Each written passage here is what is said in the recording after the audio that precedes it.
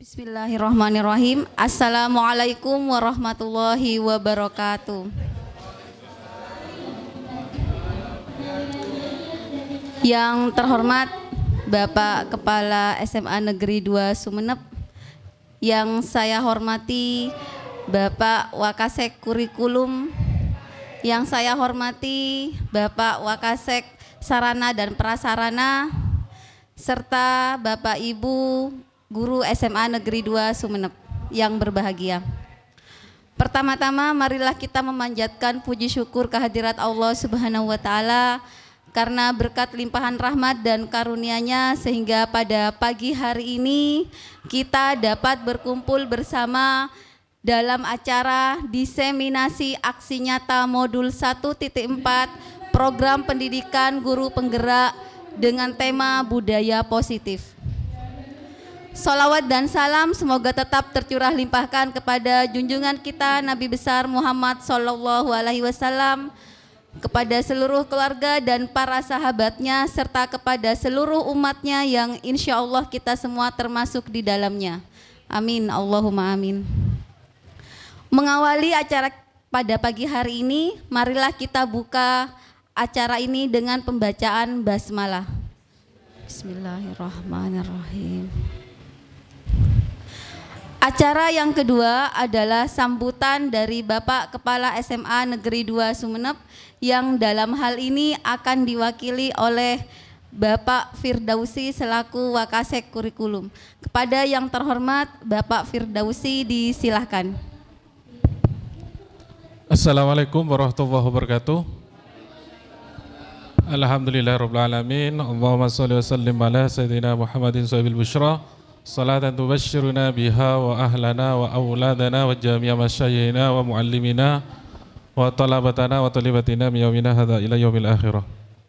Yang saya hormati Wakasek Sarpas Bapak Haji Fujianto, Bapak Dodi Ariantos, CGP Angkatan 10 ya Pak, dan Bapak Ibu Guru yang saya hormati.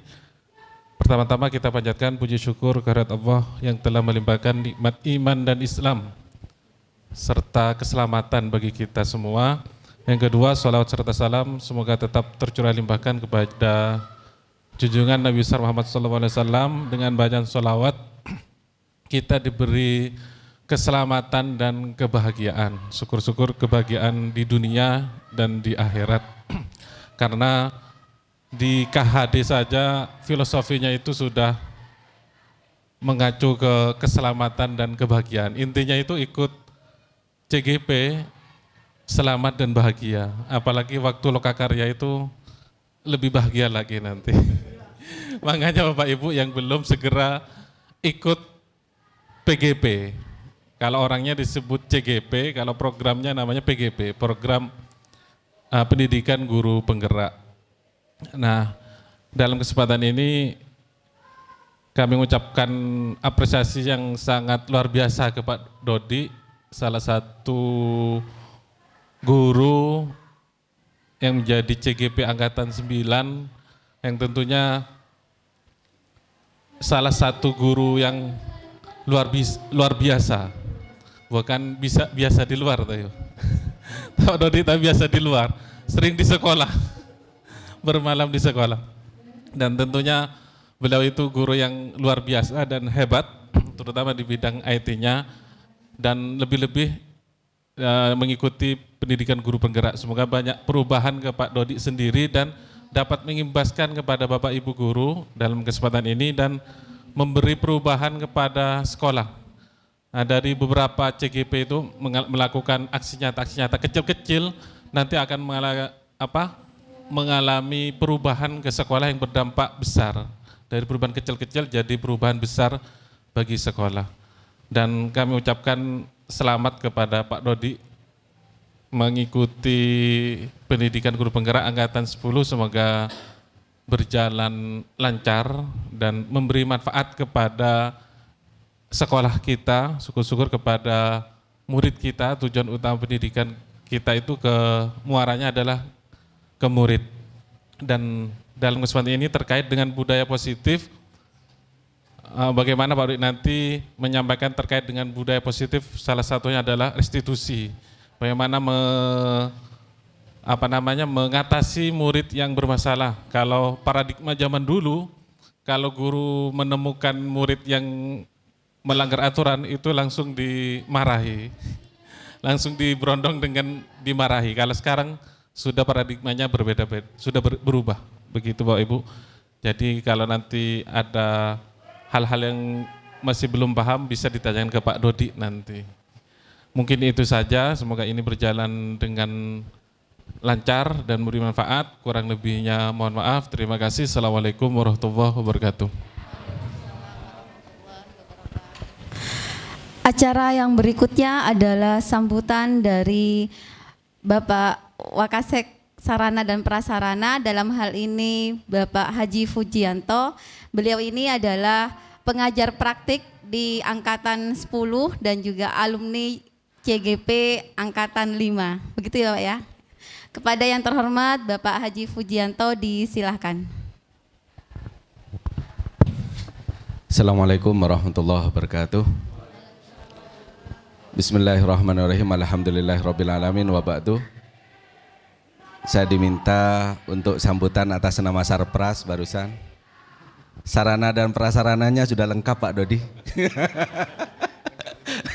Silahkan dimanfaatkan dengan baik dan diharapkan guru-guru yang lain juga memanfaatkan fasilitas yang sarana dan prasarana di Ismada dengan baik.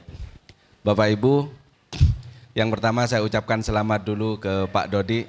Perjuangannya sudah seperempat ini. Dari 3 paket modul 1 sudah terlampaui. Tinggal 2 paket. 2 paket itu cabangnya tinggal 6, Mbak.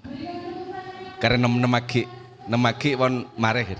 Insyaallah Oktober akan selesai. Ada 10 modul semuanya Bapak Ibu.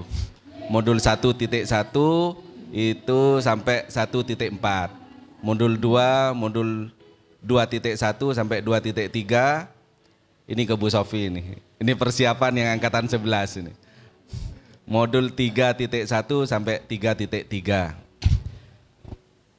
Saya harapkan teman-teman di sini peserta mendaftar pada PGP berikutnya yang angkatan 12, insya Allah sebentar lagi akan segera dibuka. Kata Pak Fir sudah disampaikan tadi, sudah menikmati Bapak Ibu, bahagia benar kalau jadi CGP.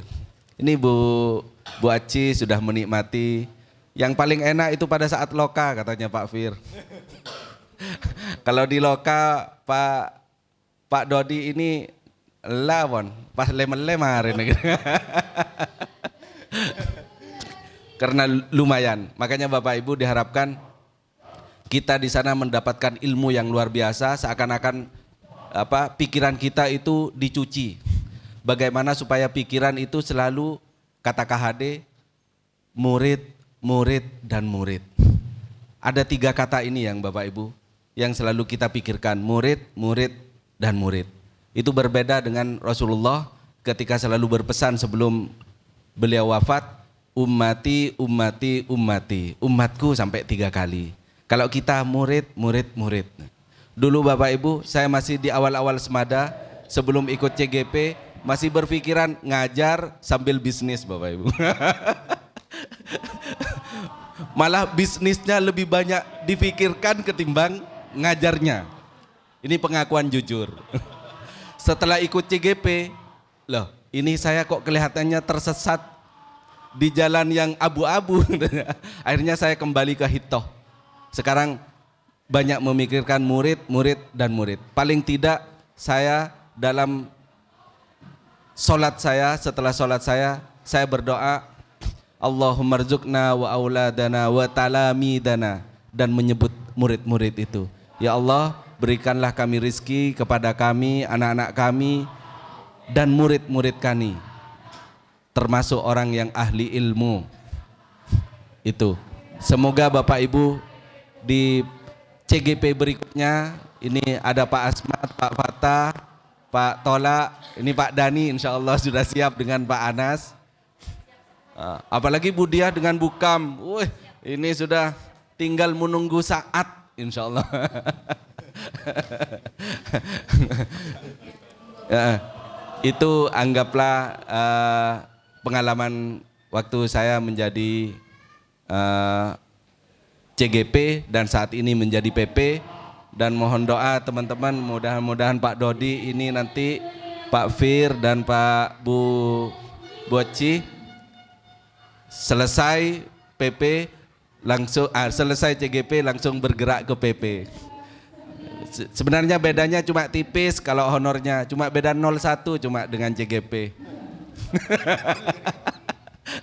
Jadi tiap bulan itu bedanya cuma 10, 1 digit cuma. Tapi lumayan untuk menyegarkan tubuh selama 6 bulan. Saya kira demikian Bapak Ibu. Terima kasih atas kesempatannya. Tetap semangat dan kita berpikiran murid-murid dan murid. Wal afu minkum wallahul muwaffiq ila aqwamit thoriq. Wassalamualaikum warahmatullahi wabarakatuh.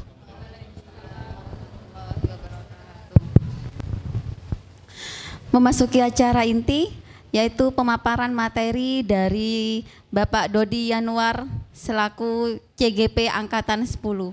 Kepada yang terhormat Bapak Dodi Yanuar disilahkan. Baik, terima kasih Bu. Assalamualaikum warahmatullahi wabarakatuh.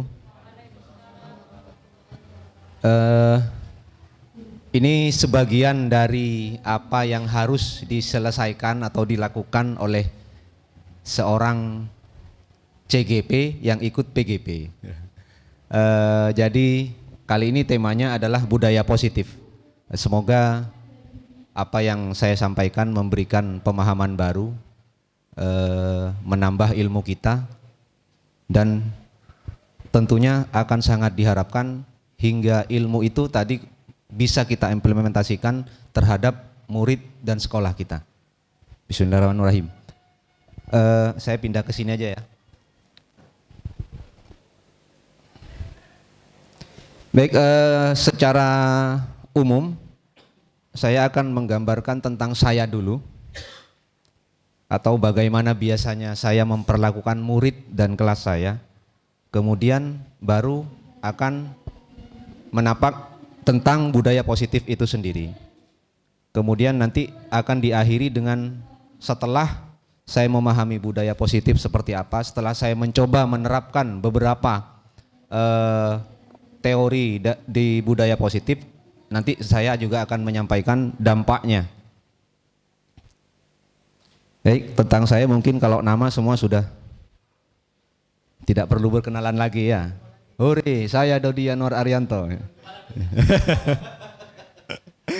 Saya dulu kuliah, nama prodinya itu sistem informasi. Cuman kadang orang salah tanggap sistem informasi ini dikira seperti jurusan komunikasi.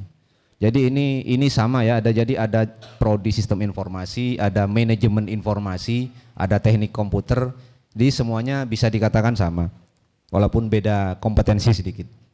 Kemudian riwayat pekerjaan saya sebelumnya itu di SMA Negeri 1 Waru Pamekasan. Lebih kurang saya hampir 14 tahun di sana dari tahun 2009. Kemudian ke Semada itu sebenarnya saya tersesat. Karena tujuan berlabuh saya itu awalnya SMA 1. Mungkin semua sudah tahu ya. Tapi karena suatu hal oleh Bapak Kepala Cabang Dinas, Bapak Samsul, saya disarankan ke Semada, dan alhamdulillah disambut dengan baik oleh Pak Fir dan Pak Amin waktu itu, sehingga akhirnya alhamdulillah. Tapi saya sempat khawatir dulu ya, karena kalau di SMA 1 teman-teman saya di sana itu sangat banyak, teman ngumpul saya. Jadi awalnya saya berimajinasi kalau ke SMA 1 saya akan kembali ke habitat saya. Nah, tentunya saya was-was masuk ke sini, tapi setelah saya jalani, wah, ini bukan hanya habitat saya di sini, ini keluarga saya gitu. Jadi saya merasakan betapa di sini tidak ada perbedaan perlakuan, mau atasan, mau bawahan, kerjaan kita itu sama. Ya.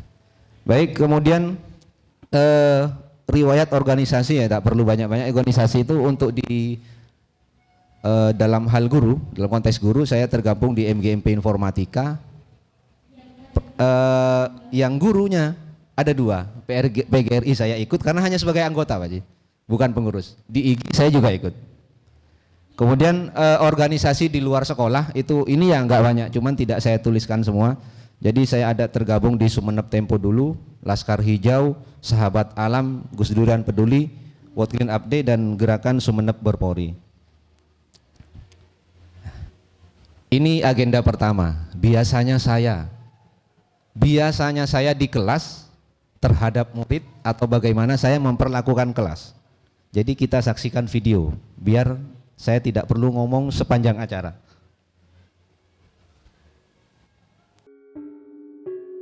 Assalamualaikum.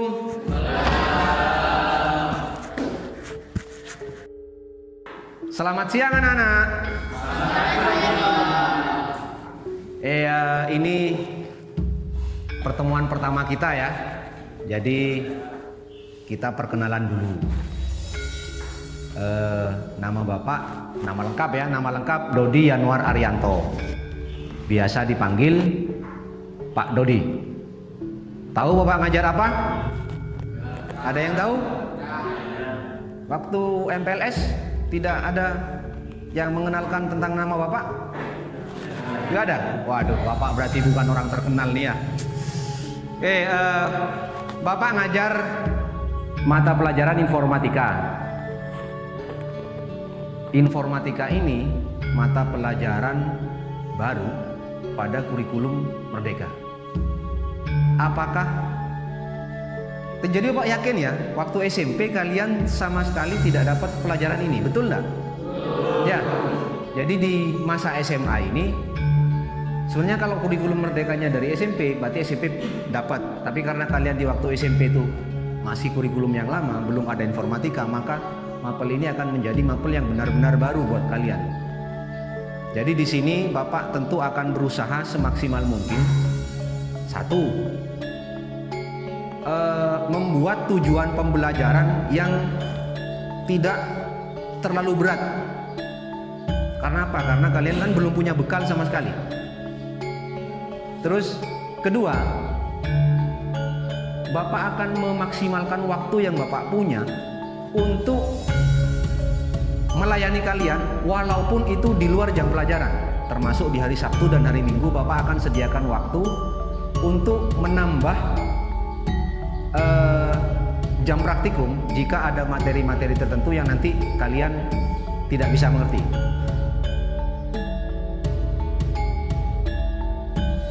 Ini kursi di depan 01. Itu siapa belakang namanya? Fauzan di depannya?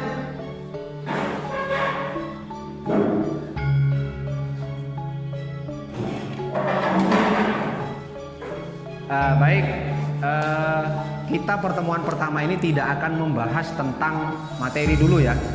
Jadi kita perkenalan, Bapak sudah, nanti Bapak nanya-nanya nama kalian. Yang ingin Bapak sampaikan salah satunya itu yang paling penting itu adalah aturan kelas. Jadi Bapak punya aturan yang Bapak laksanakan dan Bapak kembangkan dari tahun ke tahun. Tujuannya itu supaya kelas ini menjadi kondusif untuk pembelajaran. Nah, pembelajarannya Bapak nanti akan seluruhnya akan berlangsung di lab. Maka aturan pertama yaitu tidak boleh membawa makanan dan minuman ke lab. Kenapa? Karena rawan tumpah. Tumpah bisa kena listrik, bisa konslet dan sebagainya, atau bisa kena komputer, bisa rusak komputer. Jadi tidak boleh membawa makanan dan minuman. Kemudian kedua, harus selalu tepat waktu. Ketiga, seperti Bapak sampaikan sebelumnya, jika ada praktik yang kalian tidak bisa selesaikan hari itu, maka bisa diselesaikan di pertemuan berikutnya. Dan jika masih tidak bisa, maka pada waktu-waktu tertentu Bapak akan sediakan waktu di luar jam pelajaran. Entah karena memang selesai karena tidak tahu, atau tidak selesai tugasnya karena tidak masuk, maka Bapak akan sediakan waktu di hari Sabtu dan Minggu. Silakan datang nanti kalau ada pengumuman dari Bapak. Bisa dipahami ya?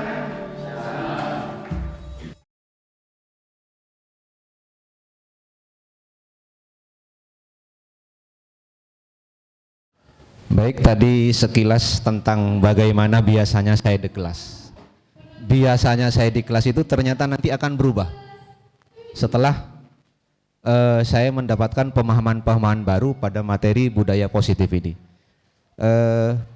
Pada budaya positif itu ada beberapa konsep kunci, di antaranya yaitu pertama disiplin positif dan nilai kebajikan universal. Kemudian yang kedua teori motivasi, hukuman dan penghargaan. Yang ketiga adalah keyakinan kelas. Kemudian yang keempat adalah kebutuhan dasar manusia dan dunia berkualitas. Yang terakhir adalah restitusi. Restitusi nanti ada 2 ya Bapak Ibu, ada 5 posisi kontrol dan segitiga restitusi. Kita berlanjut ke kunci yang pertama pada budaya positif, yaitu disiplin positif dan nilai-nilai kebajikan universal. Sebelum menginjak ke materi, jadi ini yang melakukan penelitian bukan saya, ini dari sumber buku di sana. Saya ingin bertanya, misal Pak Saleh sedang membuka sesuatu yang sedang memegang sesuatu yang sangat berharga di tangannya.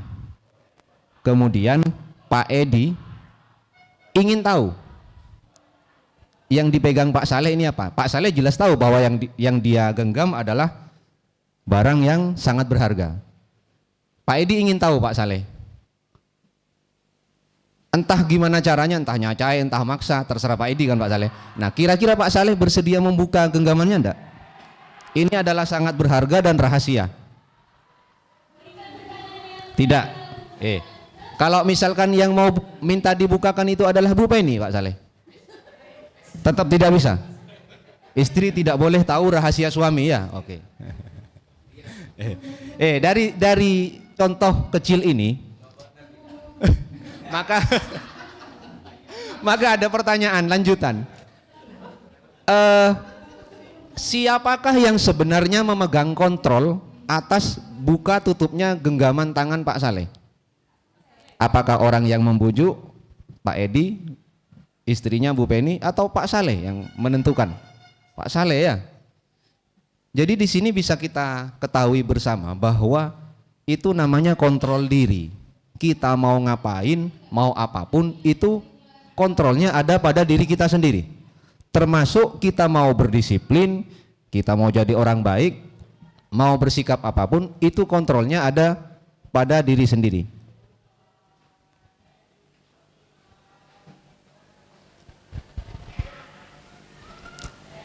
Baik, kemudian tentang sedikit kontrol tadi, bahwa kontrol ada pada diri sendiri. Kemudian ada kesalahan konsepsi tentang makna kontrol. Kita para guru biasanya memang salah atau miskonsepsi dalam hal ini. Maka ada menurut Dr. William Glasser, itu ilusi loh, guru itu bisa mengontrol murid. Jadi itu khayalan belaka, guru tidak akan pernah bisa mengontrol murid. Kemudian ilusi juga bahwa semua penguatan positif, biasanya penguatan positif bentuknya apa ya, kayak bujukan gitu ya, yang deket-deket rayuan lah, yang lemah lembut. Itu juga ilusi. Itu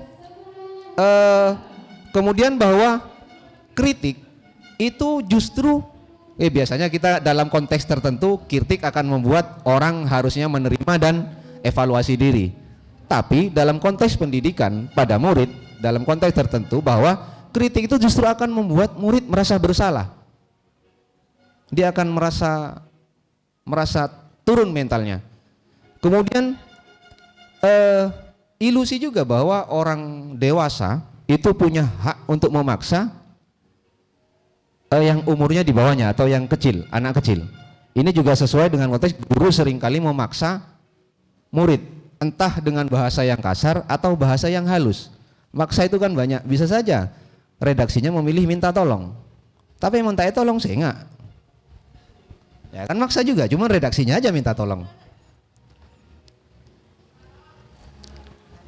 Kemudian tadi sudah disinggung oleh Pak Firdausi ya, bahwa dalam hal ini harusnya kita mengubah paradigma kita dari paradigma stimulus respon tadi kepada pendekatan teori kontrol. Teori kontrol nanti akan saya jelaskan kemudian. Ini sekedar, ini tabel ini menunjukkan sedikit perbandingan ya. Pada stimulus respon, contoh, semua orang melihat hal yang sama.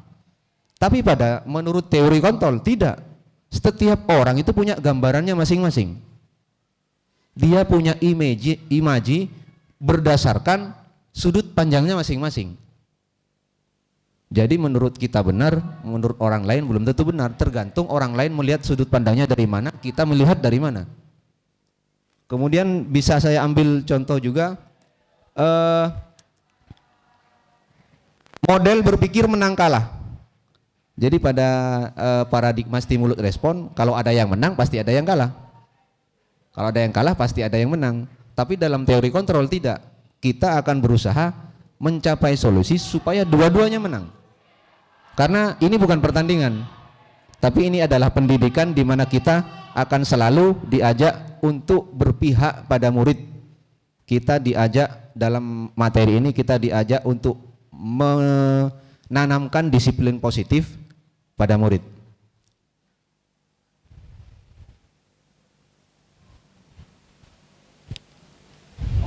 Oke, saya nanya siapa ini ya? Apa yang terlintas di pikiran Anda ketika mendengar kata disiplin? Boleh saya bertanya ke Pak Edi saja ya? Pak Edi?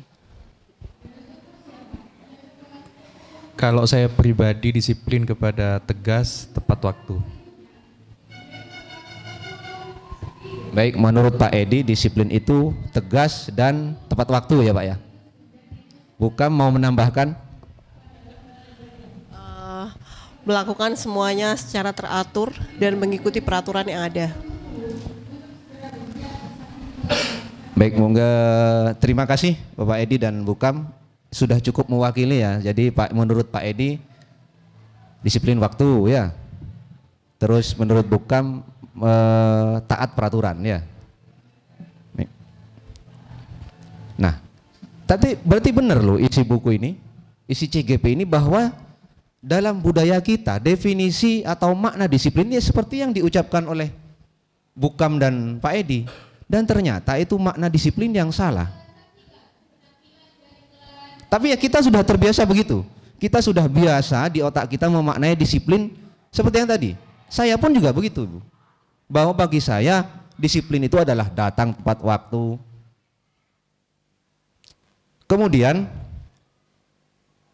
sedangkan menurut Ki Hajar Dewantara, disiplin itu tidak hanya berarti seperti yang tadi maknanya, tapi melainkan, karena kalau disiplin itu dimaknakan hanya taat peraturan, disiplin waktu, maka terlalu sempit.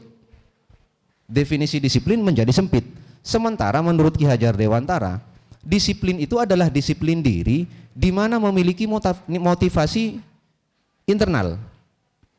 Jika tidak memiliki motivasi internal, maka kita memerlukan pihak lain. Nah, Ki Hajar Dewantara mendefinisikan demikian, jika kita tidak memiliki motivasi internal, maka kita memerlukan pihak lain untuk mendisiplinkan kita, atau dengan kata lain ini namanya motivasi eksternal. Dalam buku itu disebutkan siapa? Kalau kita sebagai warga, maka motivasi eksternalnya adalah negara ya, polisi atau apa, hukum gitulah. Kalau di sekolah ya mungkin penerap aturan sekolah mungkin adalah kesiswaan dan guru. Namun definisi dari Ki Hajar Dewantara tersebut sejalan atau selaras dengan pendapat dari Diane Gossen pada bukunya Restructuring School Discipline, yaitu disiplina atau belajar. Jadi disiplin itu artinya belajar. Secara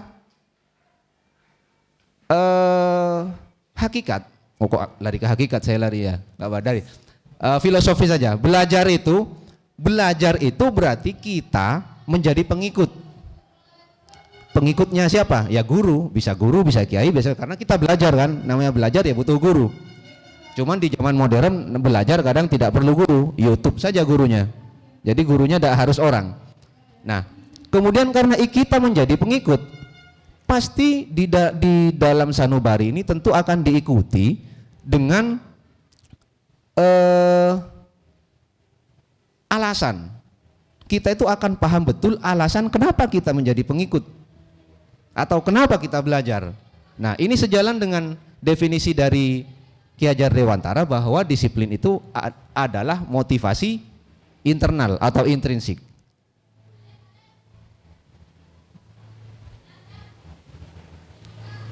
Ya, selanjutnya adalah tentang nilai kebajikan. Kalau tadi tentang disiplin positif, sekarang tentang nilai kebajikan. Nilai kebajikan itu adalah sifat-sifat positif manusia yang merupakan tujuan mulia yang ingin dicapai setiap individu. Jadi setiap individu kita itu sebenarnya terlahir dengan fitrah sudah mengetahui nilai kebajikan itu apa. Hanya karena kita berkembang, bergaul dengan orang, terpengaruh sana, terpengaruh sini, hingga sebenarnya fitrah tidak pernah berubah. Siapapun, mau agama apapun, akan mengatakan bahwa bunga mawar itu indah. Bunganya loh, bukan durinya ya. Padahal kita tidak pernah bersepakat kan? Apakah kita pernah bersepakat dengan orang sedunia bahwa bunga mawar itu indah? Tidak. Tapi tanpa kita sadari, kita selalu ya, bunga mawar indah. Nah, itu kemudian menjadi contoh sebagai nilai-nilai kebajikan universal. Jadi nilai kebajikan universal itu adalah nilai kebajikan yang disepakati entah tertulis atau tidak, tanpa melihat suku bangsa, tanpa melihat agama, bahasa maupun latar belakang. Jadi kita akan sepakat, contoh jujur, diksi jujur, mau kita berada di negara manapun, mau kita berkumpul dengan orang kafir sekalipun, siapa yang akan mengatakan jujur ini bukan sikap yang baik?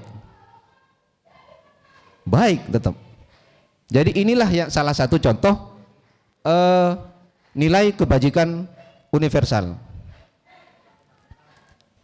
Karena ini sifatnya universal, ini adalah contoh tabel ya. Ini contoh bahwa nilai-nilai kebajikan itu memang benar-benar universal. Ini adalah perbandingan antara profil pelajar Pancasila, ada 9 pilar karakter, lalu 7 essential. Ada banyak isi yang sama. Contoh, beriman. Ini tentang ketuhanan ya, pada profil pelajar Pancasila. Di sini juga ada di 9 pilar. Cinta Tuhan dan segenap ciptaannya. Ini sekedar ilustrasi bahwa nilai kebajikan universal itu akan sama tanpa memandang latar belakang, agama, perbedaan politik atau segala macam.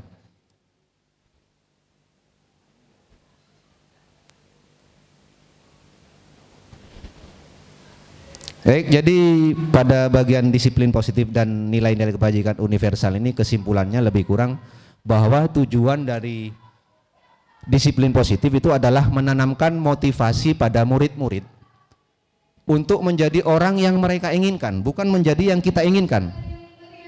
Jadi untuk menjadi orang yang mereka inginkan dan menghargai diri mereka sendiri dengan nilai-nilai yang mereka percaya. Apa nilai-nilai yang mereka percaya? Nilai-nilai kebajikan tadi. Kemudian ketika murid-murid kita memiliki motivasi tersebut, mereka telah memiliki motivasi intrinsik yang berdampak jangka panjang. Motivasi yang tidak akan terpengaruh pada adanya hukuman atau hadiah. Mereka akan tetap berperilaku baik dan berlandaskan nilai-nilai kebajikan. Karena mereka ingin menjadi orang yang menjunjung tinggi nilai-nilai yang mereka hargai dan mereka yakini. Nah, setelah belajar disiplin positif tadi, masih ingat video yang saya tayangkan di awal tadi ya? Ternyata apa yang biasanya saya lakukan dan saya tayangkan lewat video tadi itu ternyata banyak salahnya. Jadi saya reverse ya, saya tampilkan ulang bagian mana yang salah dan ada juga bagian yang benar.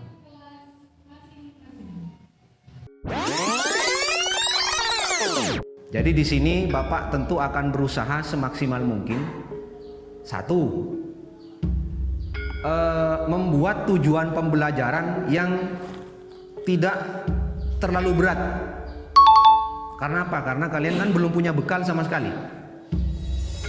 Terus kedua, Bapak akan memaksimalkan waktu yang Bapak punya untuk melayani kalian walaupun itu di luar jam pelajaran. Termasuk di hari Sabtu dan hari Minggu Bapak akan sediakan waktu untuk menambah jam praktikum jika ada materi-materi tertentu yang nanti kalian tidak bisa mengerti.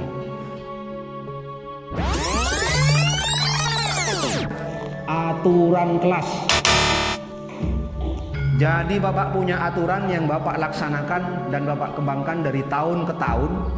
Tujuannya itu supaya kelas ini menjadi kondusif untuk pembelajaran. Pembelajarannya Bapak nanti akan seluruhnya akan berlangsung di lab. Maka aturan pertama yaitu tidak boleh membawa makanan dan minuman ke lab.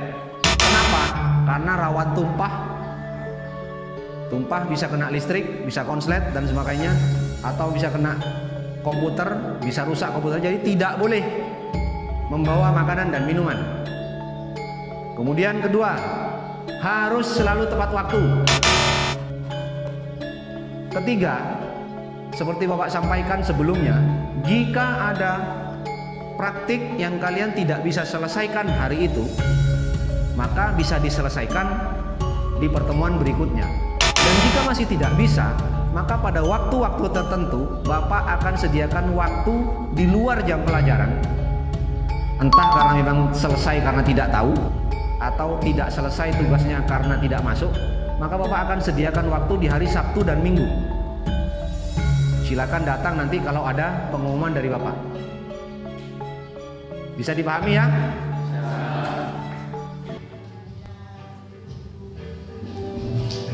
Baik. Kenapa tadi ada yang benar ada yang salah? Yang benarnya mungkin hanya pada sisi berpihak pada murid ya, seperti melayani di luar jam pelajaran itu juga berpihak pada murid. Yang salah itu ketika saya menyampaikan aturan.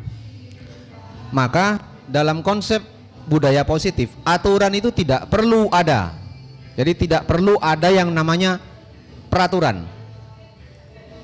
Bahkan ada beberapa kesalahan fatal karena peraturan itu saya sampaikan dengan kalimat negatif seperti harus, tidak boleh, dilarang. Nah, di situ saya menyadari kesalahan saya. Kemudian saya lanjut belajar tentang teori motivasi, hukuman dan penghargaan.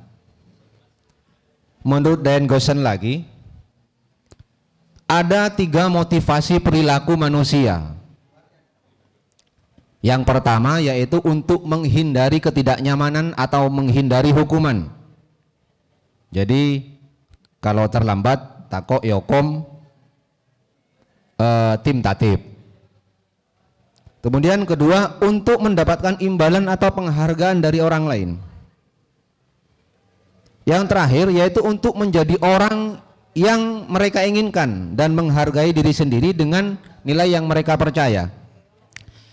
Motivasi yang ketiga ini yang benar. Karena motivasi yang ketiga ini berasal dari dalam diri kita sesuai dengan nilai kebajikan yang kita percaya dan kita lakukan sesuai kepercayaan itu. Nah, ini pertanyaan lagi. Ada guru, ada tenaga kependidikan.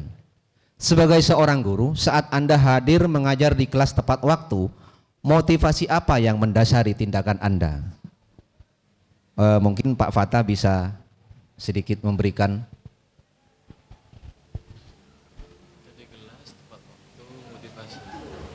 Ya karena takut diabsen sama piket, Pak.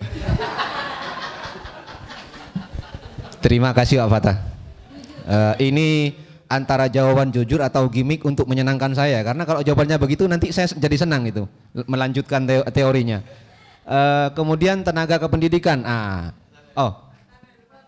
Pak Saleh. Pak Saleh.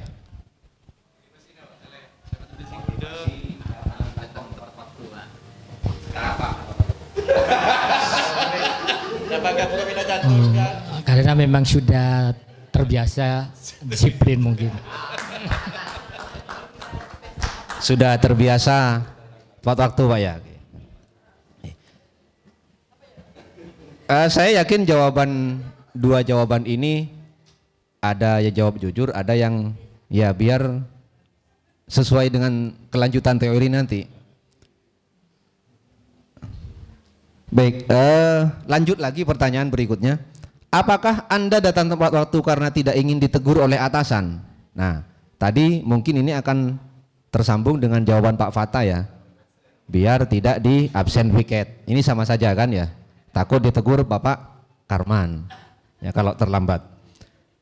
Kemudian, atau apakah Anda ingin mendapatkan pujian dari atasan Anda? Misal, biasanya ciri khas yang kayak gini, kalau bekerja itu sengaja cari lokasi yang bisa dilihat pimpinan. Biasanya. Kan tidak mungkin kerja sembunyi-sembunyi, kan tidak tahu juga pimpinan. Kemudian pertanyaan berikutnya, ataukah Anda ingin menjadi orang yang menghargai waktu, seperti Pak Saleh tadi, menghargai diri Anda sendiri sebagai teladan bagi murid-murid Anda, atau tindakan Anda sebagai guru tindakan Anda sebagai guru atau tenaga kependidikan akan dicontoh oleh murid-murid Anda karena teladan tadi. Nah, yang ketiga ini kalau dijawab iya ya, ini yang benar ya. Kalau yang tergantung orang luar, atau bahkan sebenarnya ada pertanyaan lagi. Jika di tempat Anda bekerja tidak ada pimpinannya, masihkah Anda akan datang tepat waktu, bekerja dengan rajin? Masihkah akan seperti itu? Kalau ternyata masih seperti itu, berarti Bapak dan Ibu sudah memiliki motivasi intrinsik yang sangat baik. Tapi kalau masih tergantung pimpinan atau tergantung orang lain yang melihat, maka ya hidup kita hanya gimmick belaka.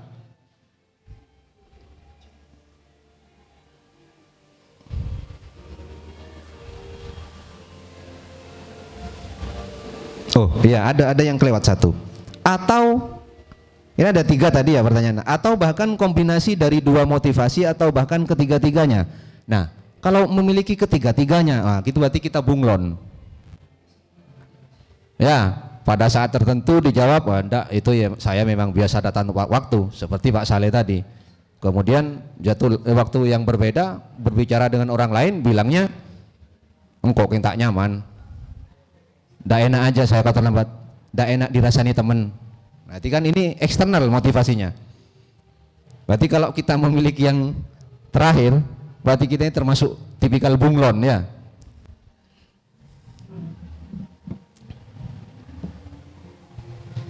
Yang ini kita, nah ini contoh bedanya hukuman, kemudian konsekuensi dan restitusi. Materi restitusi tapi nanti ya terakhir. Ini contoh saja bahwa kalau hukuman itu pasti akan menyebabkan sesuatu yang menyakitkan terjadi. Menyakitkan itu bisa sakit fisik, sakit psikologis ya. Misal dihukum push up kan sakit fisiknya atau ditempeleng. Kemudian ada jenis hukuman yang disuruh berdiri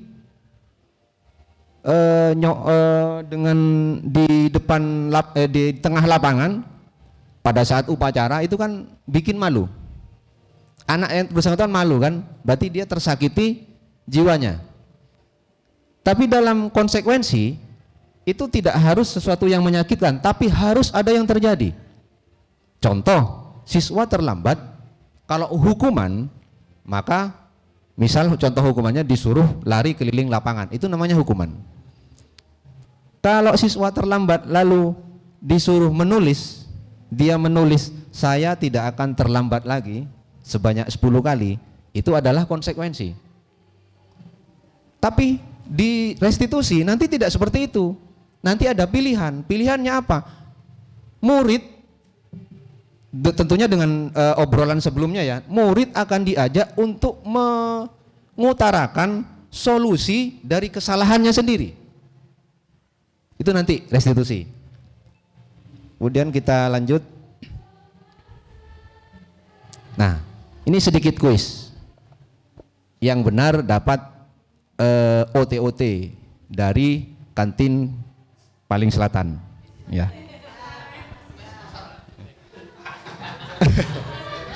Ada sebuah tindakan atau kejadian. Nanti Bapak Ibu jawab itu adalah konsekuensi atau hukuman ya.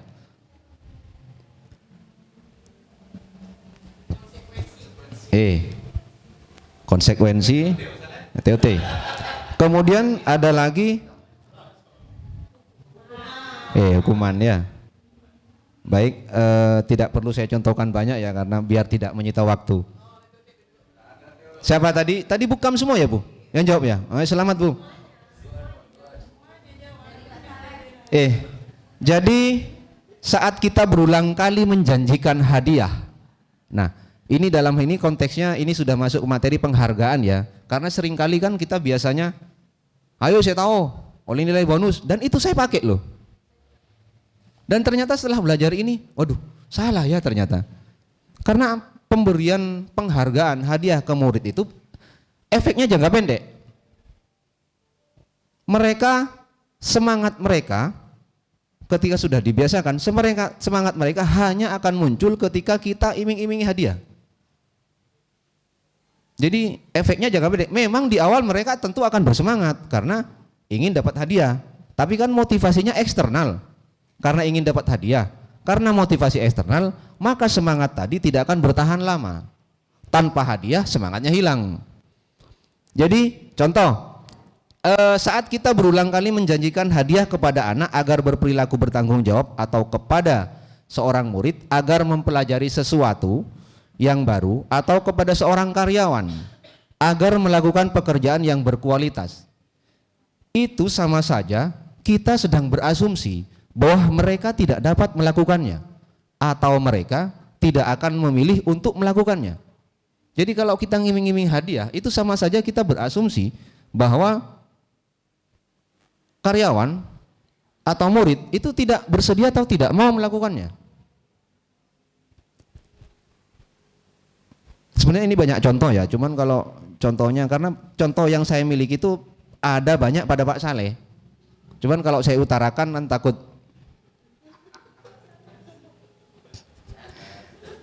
Selanjutnya kon juga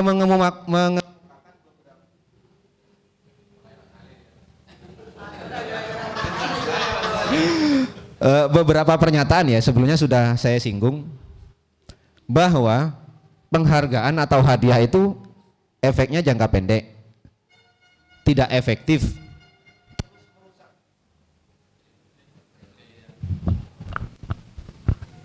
Merusak hubungan. Merusak hubungan ini kalau di buku saya baca itu contohnya seperti ini. Anak yang dapat hadiah tentu akan bangga dan bahagia. Tapi mereka yang tidak dapat, mereka cenderungannya akan iri loh. Karena apa? Karena di awal mereka juga ingin dapat hadiah.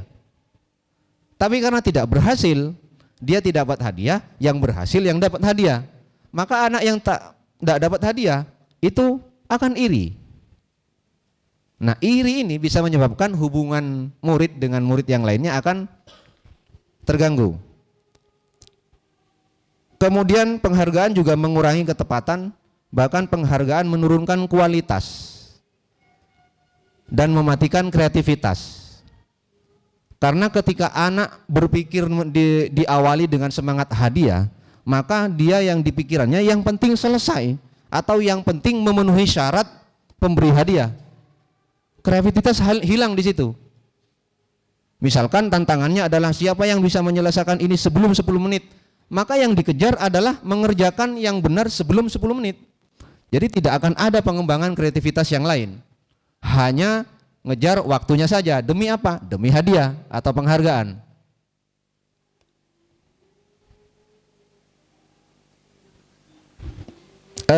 Tentang motivasi dalam diri tadi ya. Ini dicontohkan pada seorang anak. Jadi saat seorang anak kecil itu belajar pertama kali menggabungkan huruf dan kata, sehingga pada akhirnya dia menyadari bahwa ia dapat membaca. Pada saat menyadari bisa membaca, anak itu pasti bahagia. Tapi sebenarnya bukan anak-anak kecil, di kelas saya pun begitu. Karena informatika ini adalah mapel yang benar-benar baru buat mereka. Pada saat berhasil menyelesaikan tantangan atau tugas dari saya, ada banyak sekali yang berekspresi, kok bisa sih kok mari lah. Nah, tapi saya salah di sana karena saya membiasakan memberikan nilai bonus ke anak. Saya baru sadar itu salahnya ya setelah ikut materi budaya positif ini. Maka sesungguhnya kebahagiaan mereka yang mencapai pengetahuan tadi, itulah penghargaan yang sebenarnya. Jadi kita jangan rusak rasa, jadi rasa bahagia itulah penghargaannya. Rasa bahagia yang mereka rasakan itu jangan dirusak dengan pemberian penghargaan atau hadiah.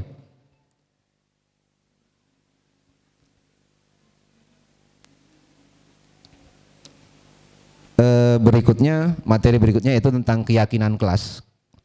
Jadi keyakinan kelas ini berlanjut dari nilai-nilai kebajikan yang universal tadi, disepakati bersama di kelas untuk menjadi keyakinan kelas, sehingga di kelas atau di sekolah sudah tidak perlu ada aturan.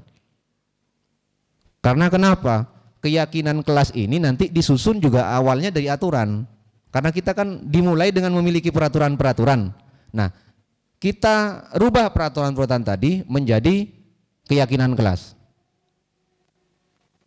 Silakan menikmati tayangan berikutnya. Baik, kalau sebelumnya Bapak itu membuat aturan-aturan, ternyata itu hal yang salah atau kurang bijak. Jadi hari ini Bapak akan mengajarkan apa itu nilai kebajikan, kita sepakati bersama, kemudian kita akan menyusun keyakinan kelas bersama. Jadi apa itu nilai kebajikan universal? Nilai kebajikan universal itu adalah nilai kebajikan atau hal baik yang tidak terbatas, tidak tersekat oleh agama, tidak tersekat oleh suku, ras, atau bangsa manapun. Jadi setiap orang akan menyetujui bahwa itu adalah hal baik. Itu adalah hal atau nilai kebajikan. Contoh, tanggung jawab. Setiap manusia pasti akan setuju bahwa tanggung jawab itu adalah nilai kebajikan yang harus dimiliki siapapun. Iya enggak? Nah, coba kalian berpikir, nanti ngacung ya. Apalagi nilai-nilai kebajikan universal menurut kalian? Ya, Farid? Kejujuran. Nah, betul, kejujuran. Satu. Tadi dari Bapak ada bertanggung jawab ya. Sekarang kejujuran. Ayo lagi, siapa? Rafan? Toleransi. Yuk, ada lagi? Ajeng, ya? Etika. Udah dapat 4. Apa lagi? Selanjutnya, coba kalian definisikan atau sebutkan kalian ingin kelas yang seperti apa. Misalnya, kalian ingin kelas yang bersih. Nah, kalian ingin kelas yang seperti apa? Ngacung lagi. Ayo. Saya, Pak. Ya, RB. Yang damai, Pak. Damai, oke. Yang lain, Kirana? Nyaman. Ya, yang lain? Kondusif, Cherry. Ada lagi? Ya, Fikri? Banyak makanan, Pak. Hah?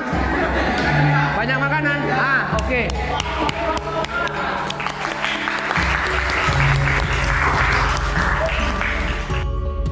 Baik anak-anak, tadi sudah kita peroleh berbagai nilai kebajikan universal dan kelas seperti apa yang kalian impikan. Jadi Bapak ambil kesimpulan ya, nilai kebajikan dan kelas yang diinginkan itu sebenarnya nanti selaras. Jadi Bapak simpulkan: 1, beretika ya, etika. 2, tanggung jawab. 3, bersih. 4, toleransi. Apa lagi? Kayaknya ada satu lagi. Jujur. Oke, kita dapat 5 ini. Kita sepakat 5 ini ya. Ada yang mau menambahkan? Udah ya, cukup 5 saja, jangan banyak-banyak. Tapi nanti ini juga bisa berkembang seiring waktu. Kita tetapkan 5 dulu. Kemudian tugas kalian berembuk satu kelas, membuat keyakinan kelas dari 5 nilai kebajikan yang kita sepakati ini. Contoh, kalau nilai kebajikannya adalah kebersihan, maka keyakinan kelasnya bentuknya adalah kalimat. Misalnya menjadi selalu menjaga kebersihan kelas. Kemudian dinilai kebajikan misalkan bertanggung jawab, kamu susun juga menjadi sebuah kalimat. Bisa dipahami?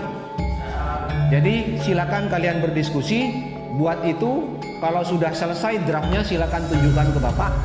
Kalau sudah kita itu setelah selesai, kemudian nanti kita buat, kita cetak, kita jadikan poster, kita cetak dan kita tempelkan di dinding sebagai pengingat bahwa inilah kelas yang kita impikan, inilah perilaku yang ingin selalu kita jaga di kelas ini. Demikian apa yang dapat Bapak sampaikan. Sampai jumpa pertemuan berikutnya. Assalamualaikum warahmatullahi wabarakatuh.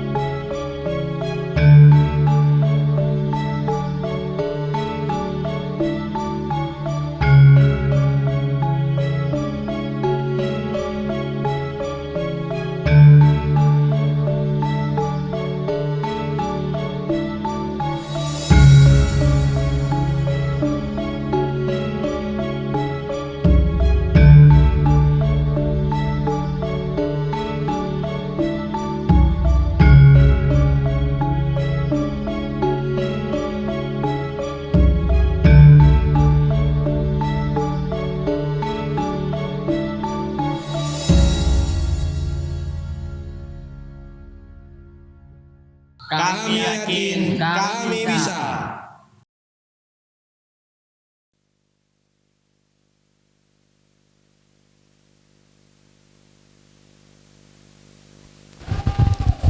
Tadi sekilas ya tentang pembuatan keyakinan kelas tadi itu saya memang sengaja tidak mengikuti urutan prosedural yang disediakan dari PGP, karena kalau diikuti itu maka durasinya akan sangat panjang. Jadi saya persingkat, itu udah singkat menurut saya, sudah saya rangkum sedemikian rupa supaya tidak terlalu panjang durasi videonya. Yang penting apa yang ingin saya sampaikan bisa diterima dengan baik. Kemudian kita mulai, kita kalau tadi langsung contoh praktek keyakinan kelas ya, kita flashback menjadi kita belajar tentang apa sih keyakinan kelas. Dimulai dari pertanyaan, mengapa kita memiliki peraturan tentang penggunaan helm? Kan kita ada aturan penggunaan helm dari kepolisian. Kenapa ada aturan itu? Kira-kira kenapa? Pak Asmat? Untuk melindungi diri si pengendara. Untuk melindungi diri. Ada jawaban lain? Kenapa ada aturan penggunaan helm? Supaya tidak ditilang. Budia? Oh, Budia tidak pernah pakai helm. Oh ya. Pak Haji Fuji mungkin kenapa ada aturan menggunakan penggunaan helm Pak Haji? Selamat. Mau oleh selamat katanya Pak Haji Fuji. Jadi sebenarnya selamat kalau tadi Pak Asmat biar aman ya Pak ya. Jadi sebenarnya ini nilai kebajikan loh Bapak Ibu. Nilai kebajikan yang nantinya bisa kita jadikan keyakinan kelas. Bahwa kita pakai helm itu sebenarnya kan atas dasar ilmu pengetahuan. Dibuatlah aturan oleh polisi. Tapi tanpa aturan itu sekalipun atas dasar ilmu pengetahuan terjadi statistika jumlah korban meninggal karena tidak menggunakan helm. Harusnya kita tersadarkan kan bahwa helm itu melindungi atau sesuai tadi yang diutarakan oleh Pak Haji Fuji bahwa supaya selamat, atau dengan kata lain aturan itu dibuat untuk keselamatan. Kemudian mengapa kita juga memiliki peraturan tentang penggunaan masker? Terutama pada saat zaman-zaman Covid kemarin ada aturan penggunaan masker dan cuci tangan. Kenapa ada aturan itu? Bu Sofi?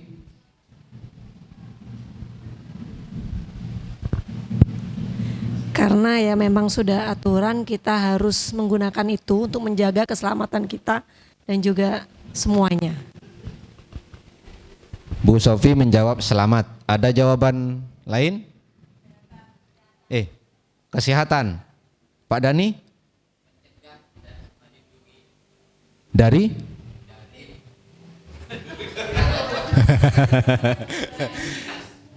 Berarti dari sebenarnya ada dua ya, keselamatan dan kesehatan tadi ya.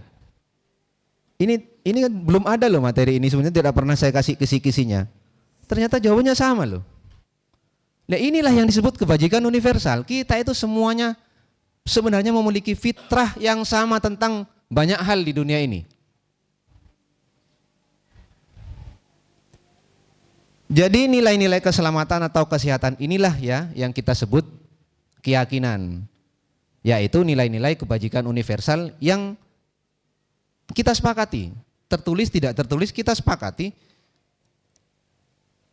bahwa itu adalah nilai kebajikan terlepas dari perbedaan jenis kelamin, agama, status kepegawaian, dan sebagainya.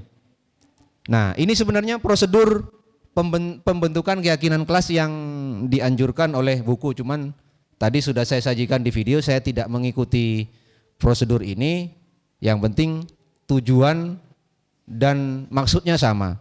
Yang penting murid memahami apa itu nilai kebajikan dan kenapa dibuat keyakinan kelas itu bisa dipahami bersama. Jadi walaupun tidak mengikuti, dan kenapa saya tidak mengikuti urutan prosedur ini karena satu-satunya kan biar menyingkat waktu video tadi. Nah, setelah sekian materi, ada banyak yang berubah tentu dari saya. Kemudian saya kembali sajikan bahwa seorang guru itu harusnya digugu dan ditiru. Bahwa sebagaimana semboyan Ki Hajar Dewantara, ingar sosung tulodo. Jadi guru itu di depan memberikan contoh atau teladan. Jadi jangan katakan kita seorang guru kalau kita tidak mampu menjadi teladan.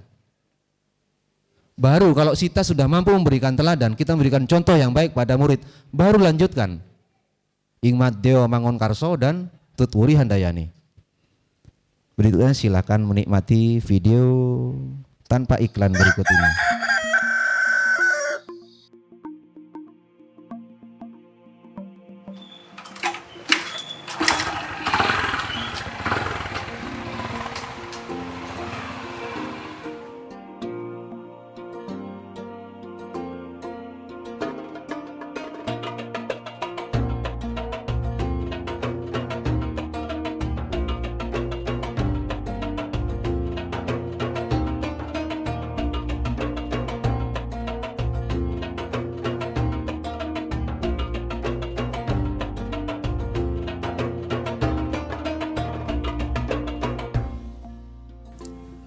Yang saya pahami, segala yang terjadi di dunia ini adalah sebuah perulangan, sampai saatnya nanti dihentikan oleh Sang Pencipta.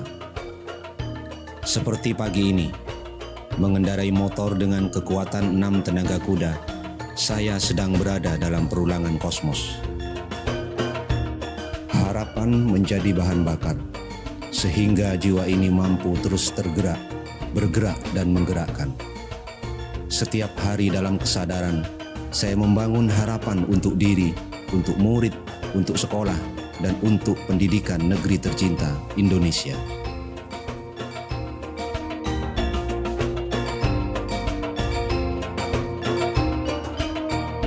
Ingar sosung tulodo, semboyan yang merasuk dalam jiwa dan menggerakkan raga, bahwa yang pertama dan utama adalah memberikan contoh atau teladan, supaya saya layak disebut sebagai seorang guru. Baru kemudian Ing Maddeo Mangunkarso dan Tutwuri Handayani.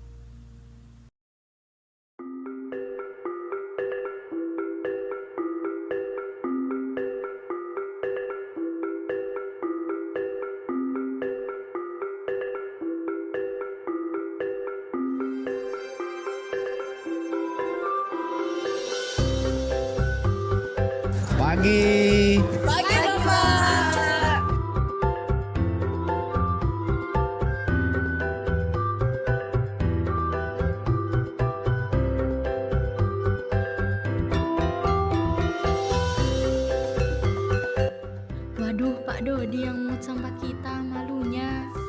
kita jangan lagi buang sampah sembarangan.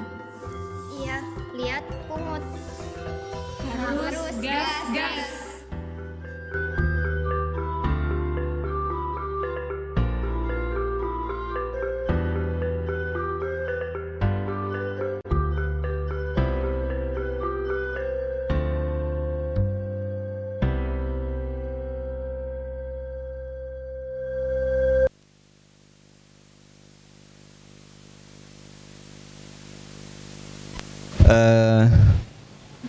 Video tadi sebenarnya sedikit menceritakan tentang kegiatan saya tiap hari ya.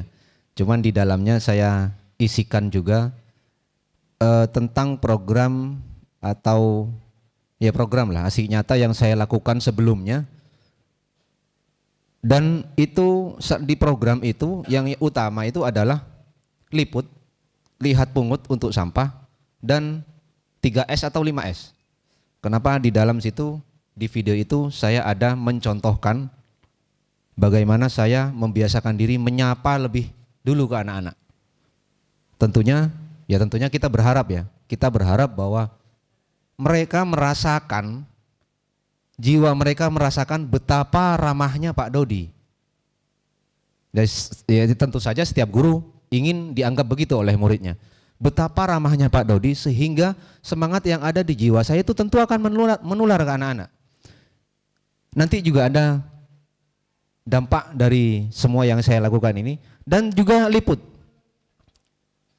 Liput itu saya tidak pernah, dan itu sudah saya uji coba selama kurang lebih seminggu di kelas 10-12 di atas. Karena memang itu tempat yang paling sering saya keluar masuk di lab. Anak-anak memang sering berkumpul di luar kelas, di koridor itu. Dan sering ada sampah di luar tempatnya. Itu saya coba dalam seminggu, saya pungut sampahnya, saya buang tanpa saya memberi kata-kata apapun, tanpa saya nyuruh, tanpa saya memberikan nasihat untuk buang sampah di tempatnya. Dan ternyata itu berhasil. Makanya saya coba videokan dalam bentuk tadi, sehingga anak berkasak kusuk pada saat melihat gurunya yang memungut sampah, mereka berbisik-bisik, waduh kok guru yang mengutin sampah kita, padahal itu sampah kita loh. Dan itu terjadi alamiah. Murid malu dengan sendirinya. Apalagi jika itu adalah sampah mereka sendiri. Yang mengutin gurunya nggak negur, gurunya nggak nasehatin, diambilin, dibuang. Tapi memang metodenya adalah diambil gimana caranya supaya mereka melihat. Karena memang tujuannya supaya diteladani kan. Kalau nggak ada yang lihat, siapa yang mau jadi meneladani? Baik, kita menginjak ke materi keempat tentang kebutuhan dasar manusia. Jadi bahwa seluruh tindakan manusia itu memiliki tujuan tertentu. Semua yang kita lakukan adalah usaha terbaik kita untuk mendapatkan apa yang kita inginkan. Ketika kita mendapatkan apa yang kita inginkan, sebenarnya pada saat itu kita sedang memenuhi satu atau lebih dari kebutuhan dasar kita. Apa itu 5 kebutuhan dasar manusia? Yang paling utama itu adalah bertahan hidup. Apa saja yang termasuk dalam kebutuhan dasar bertahan hidup? Makan ya, rumah mungkin ya, pakaian. Kemudian yang kedua, kasih sayang dan rasa diterima. Ini pengaruhnya ke mental ya. Ini biasanya dirasakan anak dengan orang tuanya, orang tua ke anaknya, dan juga pasti dirasakan murid ke gurunya. Kemudian kebutuhan dasar yang ketiga yaitu kebebasan. Jadi manusia itu butuh bebas memang. Manusia itu butuh melakukan sesuatu sesuai dengan keinginannya. Tentunya nanti keinginan ini akan dibatasi oleh keyakinan atau nilai kebajikan yang tadi kita pelajari. Jadi jangan karena udah bebas merasa saya bebas-bebasnya, tapi kita kan remnya atau filternya adalah nilai kebajikan tadi.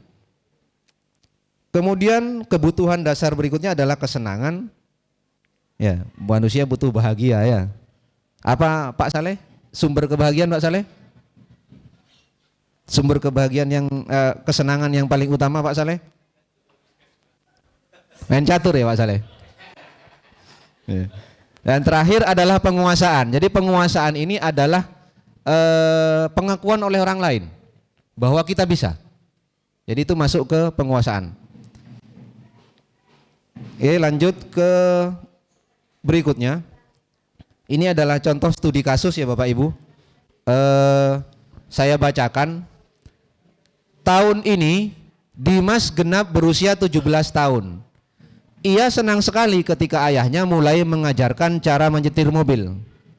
Setiap akhir pekan ia berlatih menyetir. Ia terlihat senang sekali berlatih sampai akhirnya ia bisa menyetir mobil dengan baik dan lancar. Ketika ibunya bertanya pada Dimas, apa yang membuat dia ingin bisa menyetir mobil? Nah, jadi ibunya bertanya pada Dimas, kenapa kamu ingin bisa menyetir mobil? Nah, jawabannya Dimas itu beragam. Ini mohon nanti dijawab. Kalau Dimas menjawabnya menyetir mobil itu seru. Dengan jawaban seperti itu, kira-kira Dimas sudah memenuhi kebutuhan dasar yang mana? Menyetir mobil itu seru. Ya. Kesenangan.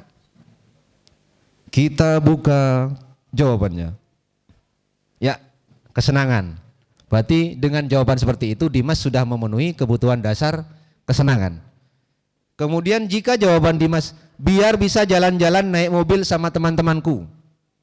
Kira-kira dengan jawaban seperti itu kebutuhan dasar mana yang dipenuhi oleh Dimas? Kalau pertanyaan kayak gini jangan ditanya ke Pak Fir sama Pak Fuji. Bu Rofi ini tahu semua jawabannya. Balik ya. Ada bertahan hidup, kasih sayang dan rasa diterima, kesenangan, kebebasan, penguasaan. Biar bisa jalan-jalan naik mobil sama teman-temanku. Masuk mana? Penguasaan, kebebasan, kebebasan, kasih sayang. Kenapa? Karena bersama teman-teman itulah dia mendapatkan kasih sayang dan rasa diterima dengan teman-temannya. Jadi memang ada banyak ada banyak redaksi itu yang kita harus bisa memahami makna tersiratnya. Kemudian aku bangga dan keren. Nah, ini masuk penguasaan, Pak. Karena di situ dia butuh pengakuan. Ya, jadi dia merasa bangga dan keren itu kan karena membutuhkan pengakuan. Inilah penguasaan. Kemudian aku senang bisa ke tempat-tempat yang aku suka. Kalau ini udah jelas ya, kebebasan. Kemudian selanjutnya ini yang materi yang terakhir ya. Semoga Bapak Ibu tidak bosan. Amin. Alhamdulillah. 5 posisi kontrol. Posisi yang pertama inilah posisi yang kasta atau derajatnya paling rendah. Jadi penghukum. Jadi kita sebagai guru kalau memposisikan diri kita sebagai penghukum, maka kita berada pada posisi kontrol yang paling rendah. Kita lihat seperti apa kalau penghukum ya. Jadi kalau penghukum jelas dia menggunakan hukuman fisik atau verbal. Kemudian biasanya guru tersebut akan percaya bahwa hanya ada satu cara supaya pembelajaran berhasil, yaitu caranya dia. Pokoknya bakna, nah pokoknya, jadi hanya caranya dia yang benar. Kemudian biasanya penyampaiannya itu akan dengan nada suara yang tinggi, bahasa tubuh, mata melotot, awas kamu, dan jari menunjuk-nunjuk. Sila boleh, tak ngerti, tak sombong. Dan kemudian biasanya ya redaksi yang dipilih itu biasanya guru tersebut akan berkata patuhi aturan saya. Biasanya ya dengan begini-begini kan. Kamu selalu saja salah. Ya dengan nada tinggi. Kemudian posisi kontrol yang kedua itu adalah pembuat merasa bersalah. Nah ini lumayan di atasnya. Karena Karena tidak menggunakan nada yang tinggi. Kemudian menggunakan keheningan. Jadi hening ya, sunyi gitu. Tapi keheningan itu justru membuat orang lain merasa tidak nyaman, merasa bersalah atau merasa rendah diri. Nada yang digunakan ngomongnya ya halus, sedih, bahasa tubuhnya ya merapat ke anak. Nah biasanya ngomongnya itu mendayu-dayu. Ibu sangat kecewa, jangan ibu, saya bapak. Bapak sangat kecewa sama kamu. Gimana coba kalau orang tua kamu tahu kamu berbuat seperti itu. Nah ini adalah tipikal guru yang jelas mau tidak mau saya akui saya pernah melakukan ini. Dan mungkin bisa sering. Walaupun buat saya bisa dikatakan sangat jarang menjadi penghukum. Jadi pembuat merasa bersalah ini sering kali saya lakukan. Karena kalau ada anak melanggar di kelas, biasanya metode saya itu adalah saya tidak ceramah bu, saya tegur langsung dan biasanya saya nadanya tinggi. Kamu siapa namanya? Diam. Itu diam satu kelas. Dan saya beri jeda waktu sekian detik supaya mereka memang diam dulu semuanya. Baru setelah itu saya ngomong ke anak tersebut langsung di depan kelas, tapi ternyata ini metode yang salah setelah saya belajar. Karena ini hanya akan menyebabkan anak merasa bersalah, anak merasa rendah diri, dipermalukan di depan umum.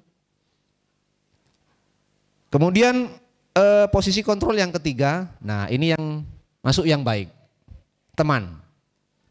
Jadi guru memposisikan dirinya sebagai temannya murid. Jadi upaya pendekatannya atau upaya untuk mengontrol murid itu selalu dengan persuasi, dengan bicara, diskusi. Memang ada sisi positifnya, posisi kontrol teman ini, tapi juga ada negatifnya. Positifnya yaitu hubungan kita sebagai guru itu tentu akan baik dengan murid. Tapi negatifnya, jika suatu saat guru tersebut tidak membantu murid tadi, maka murid akan kecewa. Itu efek negatifnya. Kemudian atau bahkan murid hanya akan berlaku baik pada guru tertentu, ke guru lain tidak. Jadi dia hanya melihat mana guru yang menganggap saya teman, ke yang lain tidak. Nah kan milih-milih jadinya. Itu efek negatifnya. Kemudian kalau masalah nada suara ini kecenderungannya ramah ya, sebagaimana teman itu. Bercanda, nadanya ramah. Biasanya juga akan berkata, ya sebagaimana teman, ayolah.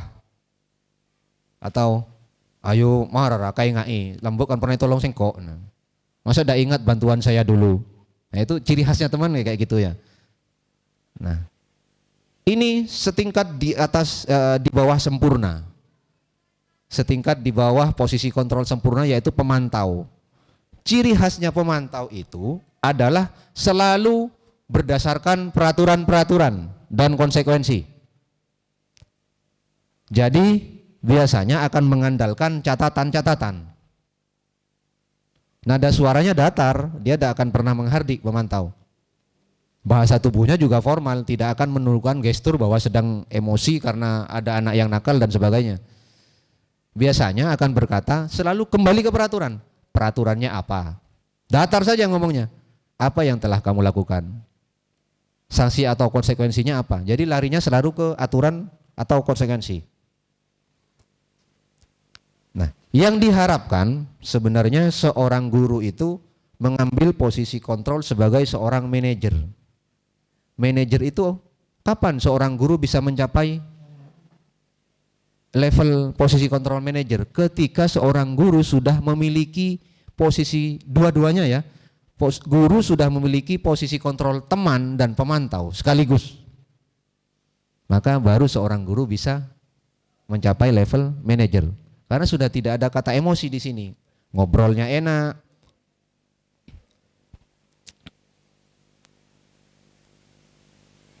Ini adalah contoh, langsung saya mulai dengan contoh video lagi ya. Sebenarnya setelah 5 posisi kontrol itu ada materi segitiga restitusi.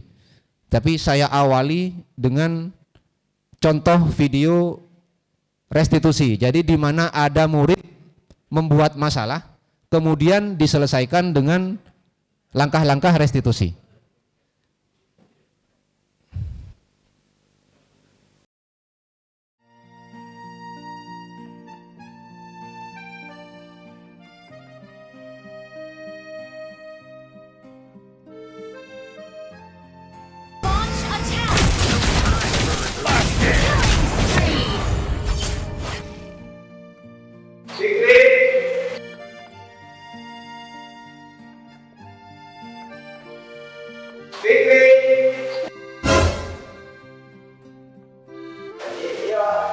Coba kamu sebutkan data yang melekat pada papan tulis ini.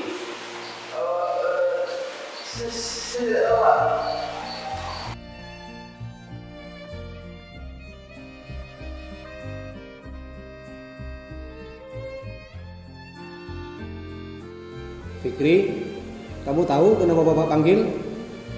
Enggak, Pak. Saya Baiklah, Bapak perhatikan tadi kamu pada saat pelajaran Bapak bermain gawai. Kamu khusyuk banget bermain itu. Kenapa sampai khusyuk seperti itu, Fikri? enggak, Pak. Iya, Pak. Udah gak usah tegang gitu. Gak apa-apa kok. Bapak tadi lihat kamu waktu main itu kayaknya seru banget, seneng banget. Kamu berhak merasa seperti itu. Ya, Pak. Tadi saya main game Mobile Legends, Pak. Kemarin teman saya nyaranin coba main game ini, Pak. Saya kan penasaran, Pak. Terus nyoba-nyoba main game ini. Tapi ternyata sangat seru, Pak. Gamenya punya grafis yang bagus, terus punya strategi untuk menang mainnya. Jadi banyak cara untuk menang 2. Kayak sejak kemarin lusa main game ini terus, Pak, sampai tadi malam saya tidur larut malam, Pak. Sampai bangunnya tadi hampir kesiangan, hampir telat saya, Pak. Bahkan saya tadi berhasil nyalip peringkat teman saya, Pak. Bapak main game juga gak, Pak? Wah, itu Fikri sudah mulai ketagihan namanya. Tapi gak apa-apa kok. Kamu boleh sangat menyukai permainan di gawai atau komputer. Bahkan Bapak mendukung. Karena sekarang gamers itu sudah menjadi profesi.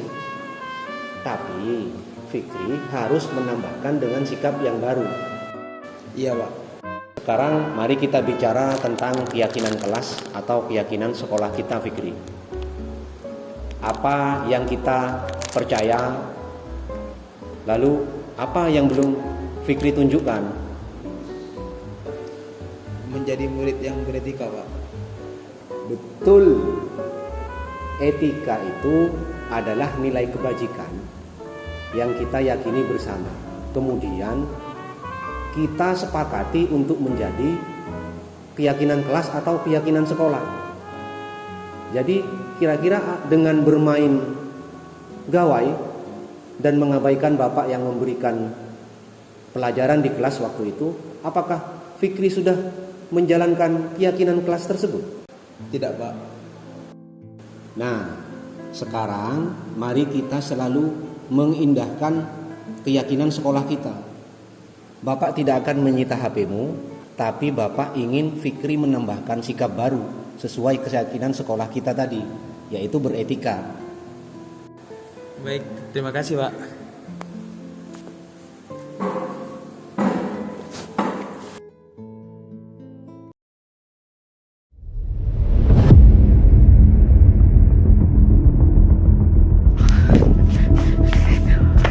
Pak, kursi yang ada di kelas dipatahin sama Ulan.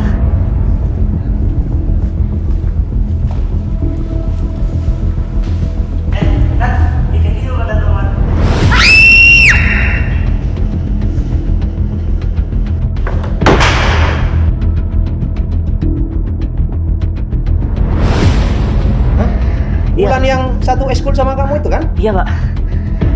Ada apa nah itu? Ya, makasih infonya RP. Oke, Nanti Pak. Bapak temui Ulan ya. Makasih ya. Oke, Pak.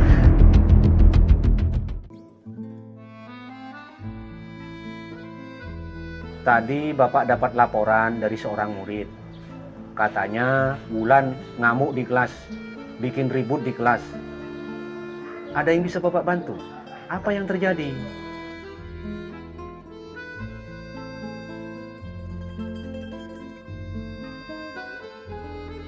Tidak ada manusia yang sempurna.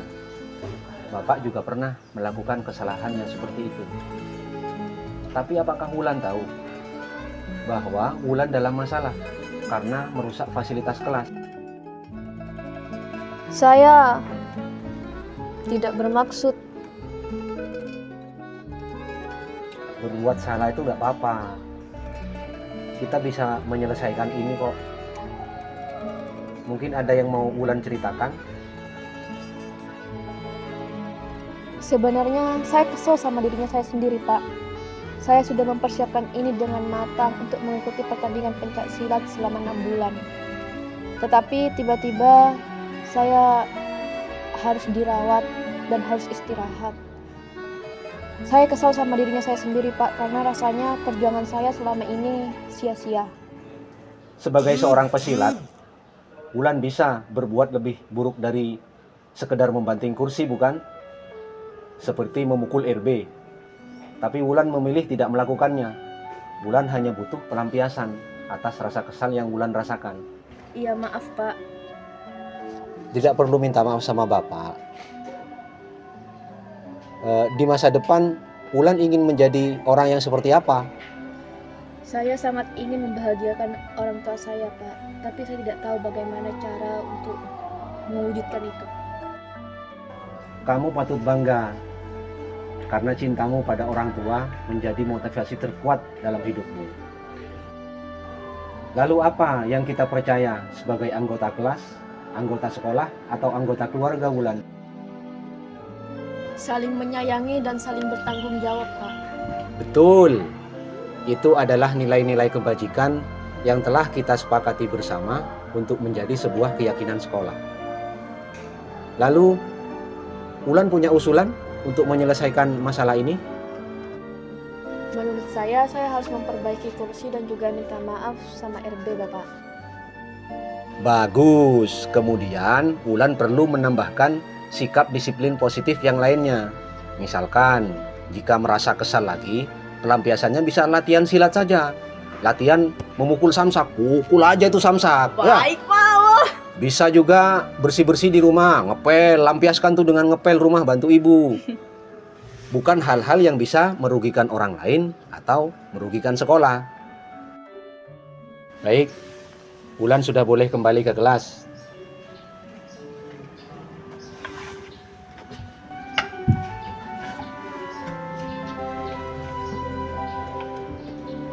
Wulan. Iya, Bapak. Ikan hiu makan tomat. Thank you so much.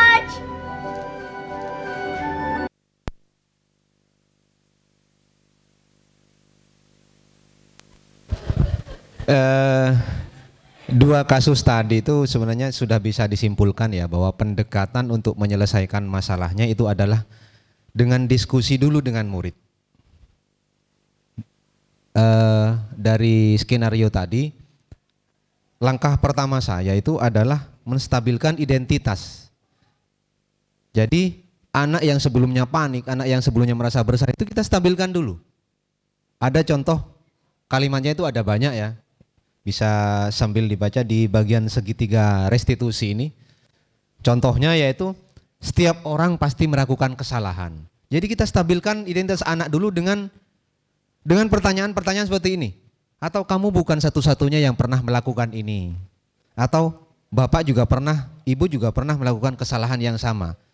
Sehingga ketika anak kita perhatikan sudah stabil identitasnya, baru kemudian langkah 2 tadi. Jadi memvalidasi tindakan yang salah. Validasi tindakan yang salah ini tujuannya yang utama itu supaya guru tahu kenapa murid melakukan hal tersebut. Ya, supaya kita tahu alasannya, karena setiap tindakan pasti punya alasan. Kemudian bentuk pertanyaannya seperti tadi di video, adakah cara yang lebih efektif selain cara tadi, atau apa alasanmu? Kemudian yang terakhir adalah menanyakan keyakinan, karena pada langkah 2 itu anak kan sudah benar-benar sudah tidak, emosinya sudah stabil. Kemudian kita menanyakan keyakinan, kita hubungkan masalah tadi dengan keyakinan kelas yang telah kita buat sebelumnya, sehingga dengan pancingan tersebut nanti solusi penyelesaian masalahnya justru muncul dari anak sendiri.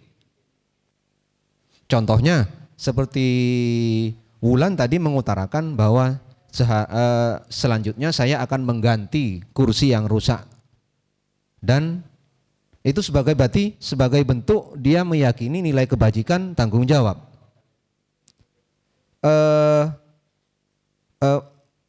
Selanjutnya ini video lagi ya, ini video sedikit sebelum penutup. Kemudian disclaimer ke bagian Sarpas Pak Haji Fuji, tadi kursi yang dilempar itu memang kursi yang rusak ada di gudang, yang diangkat kursi yang baik, tapi begitu akan lempar ke bawah kursinya diganti ke yang rusak. Nah, yang pinter siapa? Yang pinter yang edit, Pak. Tim multimedianya, Pak. Kemudian setelah saya menerapkan berbagai disiplin positif ke anak disertai dengan teladan tadi, kemudian ada dampak psikologis. Assalamualaikum warahmatullahi wabarakatuh. Nama saya Fikri Muhammad. Saya telah disadarkan oleh Pak Dodi karena saya telah bermain gawai pada saat pelajaran. Saya dibina oleh Pak Dodi. Awalnya saya merasa takut. Saya takut akan dihukum. Saya takut gawai saya disita. Namun ternyata tidaklah demikian. Pak Dodi tidak menyalahkan saya. Bahkan Pak Dodi mengajak bergurau dengan saya. Saya pun merasa tenang dan bisa menceritakan lebih leluasa kepada Pak Dodi. Pak Dodi juga mengingatkan keyakinan sekolah saya, yaitu beretika. Saya pun tersadar. Saya merasa bersalah pada saat itu. Saya tahu bahwa saya tidak mengindahkan keyakinan sekolah saya, yaitu beretika. Pada saat saya bermain gawai, saya tidak menunjukkan etika saya terhadap Pak Dodi. Saya tidak akan mengulangi kesalahan yang saya telah buat lagi. Saya akan selalu beretika terhadap guru. Terima kasih Pak Dodi karena telah menyadarkan saya atas perbuatan yang saya perbuat. Saya pamit. Wassalamualaikum warahmatullahi wabarakatuh. Assalamualaikum warahmatullahi wabarakatuh. Sebagai seorang murid, tentunya kita akan merasa enggan bercerita tentang masalah kita terhadap seorang guru. Namun setelah kejadian di tempo hari membuat saya tersadar akan kesalahan saya dan tidak seharusnya saya melakukan hal itu dan melampiaskan amarah saya di sekolah. Dari hal itu membuat saya sadar bahwasanya konseling dan bercerita terhadap orang yang kita percaya itu sangat penting. Mungkin awalnya saya sangat ragu-ragu untuk bercerita, tapi setelah saya melakukan konseling bersama Pak Dodi membuat hati saya lebih tenang dan menyadari pentingnya mengendalikan emosi.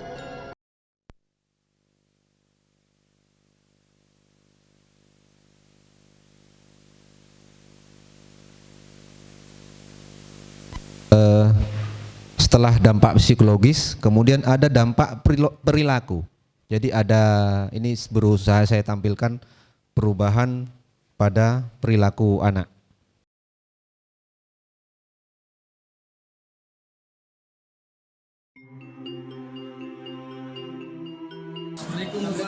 Waalaikumsalam. Halo Pak. Ya.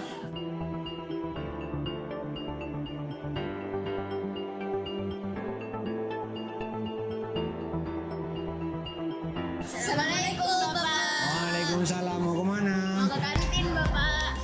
Bapak juga dong. Mau beli apa ya? Mau beli es krim. Oke. Yuk.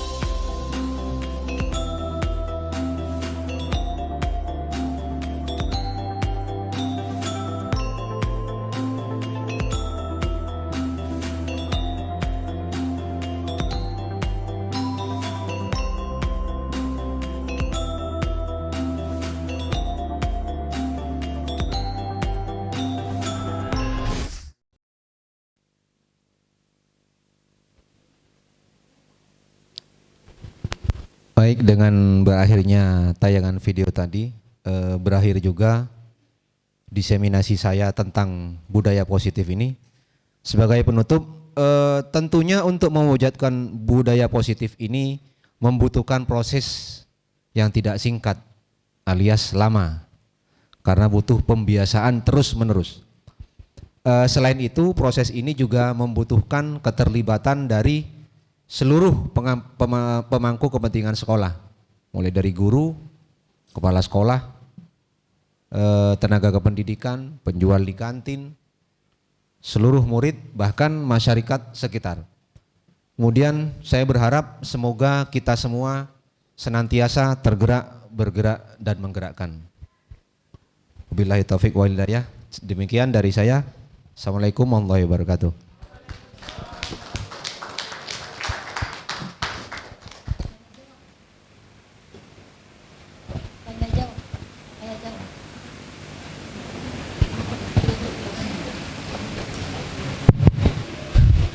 Baik, acara yang berikutnya adalah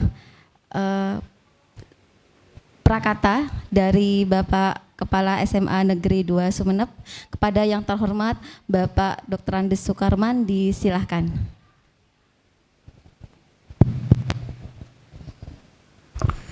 Bismillahirrahmanirrahim. Assalamualaikum warahmatullahi wabarakatuh. Alhamdulillah wa syukurillah wa nikmatillah wa la hawla wa la quwata illa billahil aliyyil azim. Amma ba'du. Yang berhormat Wakil Kepala Sekolah SMA Negeri 2 Sumeneb beserta jajarannya, juga yang saya banggakan calon guru penggerak angkatan 11, Ibu Bapak Dewan Guru dan tenaga administrasi sekolah yang juga saya hormati. Tidak berlebihan kiranya dalam kesempatan ini kita memanjatkan puji syukur alhamdulillah, karena di pagi hari ini kita dapat melaksanakan salah satu agenda kegiatan yang merupakan proses tindak lanjut kegiatan calon guru penggerak yang angkatan yang ke-11. Insyaallah semuanya Ibu Bapak dalam keadaan sehat walafiat.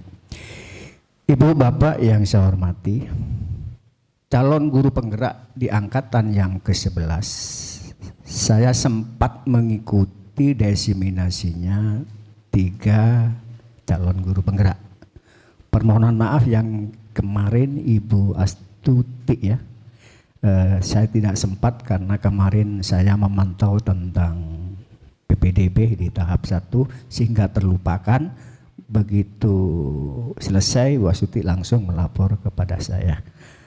Dan alhamdulillah saya mengikuti diseminasi pemaparan materi dari Bapak Iwan, Bu Isa, kemudian yang ketiga Bapak Dodi. Sangat bermanfaat bagi saya. Yang semula saya tidak tahu kemudian menjadi tahu. Tetekak pun para pensiun sepenting andi ilmu kau Ibu Bapak. Ya. Maka dari itu ini agenda bagi kurikulum.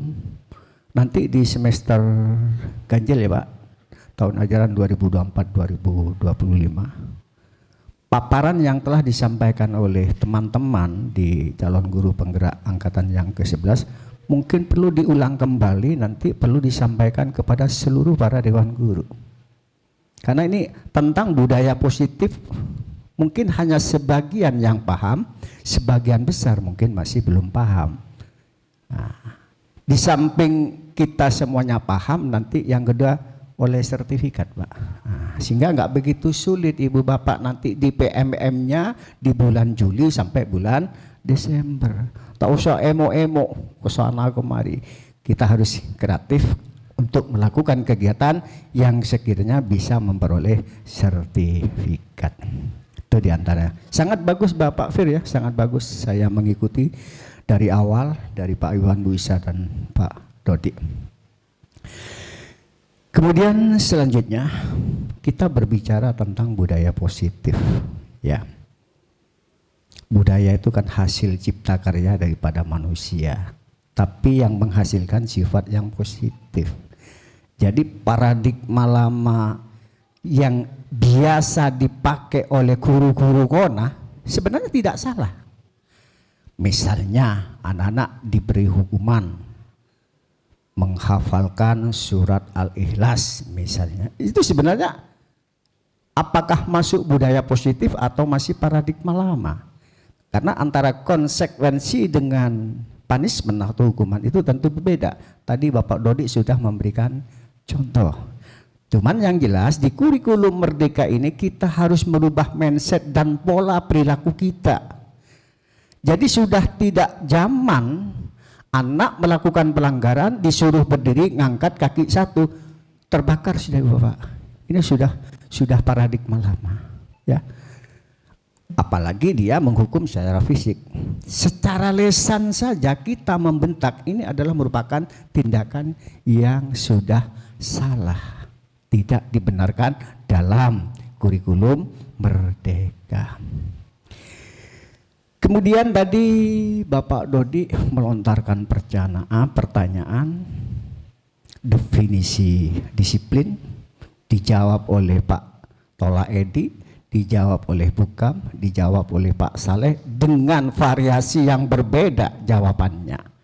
Jadi definisi disiplin memang memiliki makna pengertian yang berbeda-beda. Kalau Pak Tola Edi menjawab seperti apa, Pak Saleh menjawab seperti apa, Bukam menjawab seperti apa, berbeda.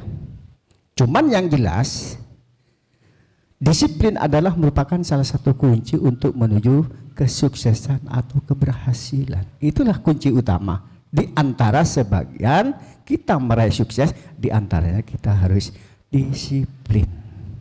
Menempatkan sesuatu pada tempatnya, itu mungkin makna daripada disiplin. Seperti tadi ditayangkan videonya, Bapak Dodi, ini kan sinetron Pak. Sinetronnya datang dari rumah ke sekolah pagi hari berjabatan tangan, bagus. Mudah-mudahan video itu akan diterapkan dalam kehidupan sehari-hari, tidak hanya sebatas dijadikan sebuah media dalam diseminasi tiap harinya. Makanya saya sangat mengharap dikala ada kotoran atau sampah yang ada di luar, kita ambil, kita masukkan ke tempat sampah. Itu yang saya harapkan. Mudah-mudahan Pak Dodi seterusnya akan seperti itu. Mek takut dengan video melolok. Yeah. Yang kedua, bedanya, bukan yang kedua, yang selanjutnya. Bedanya antara pemateri Bu Isa, Pak Iwan dengan Pak Dodi, bedanya kalau video yang ditampilkan Pak Dodi itu adalah merupakan ya hasil karya dari bimbingan Pak Dodi, yaitu adalah multimedia. Bagus, ini merupakan bagian penerapan daripada budaya positif, mungkin demikian. Makanya bagus, makanya nanti video yang ditampilkan tadi Pak Dodi, kalau ada lomba mengajar, ya, mengajar, ya, kan ada, insya Allah nanti di SMA Award, biasanya SMA Award tuh ada lomba apa Pak? Oh iya gitu sih, bukan SMA Award, tapi kegiatannya Ibu GTK. Kalau dulu Bu Tati, sekarang Bu Eti, mungkin perlu dipermanis lagi, ya. Jadi apa yang ditampilkan di video itu luar biasa. Contoh yang sangat baik. Guru digugu dan ditiru, betul Pak. Jangan menegur anak sebelum diri kita sempurna. Iya atau tidak? Insya Allah iya. Karena apa? Gugu, ditiru, kemudian yang terakhir tuturi handa yani. Kemudian tadi siswa mengambil kertas ditempatkan di tempat sampah, luar biasa. Andai kata jumlah siswa sebanyak 1.000 lebih 500 siswa sadar dengan seperti itu, insya Allah sekolah kita setiap saat akan menjadi bersih. Cuman apa kata Pak Dodi? Proses menanamkan disiplin positif itu tidak cukup 1 hari, 1 minggu, 2, butuh waktu. Jangankan siswa, Pangapura sesepo-sepo bae, Pak. Terkadang tingkat kesadarannya itu masih kurang. Jangan bekerja karena ingin dipuja, karena ingin disanjung oleh kepala sekolah. Jangan. Betul apa yang dikatakan Pak Dodi tadi.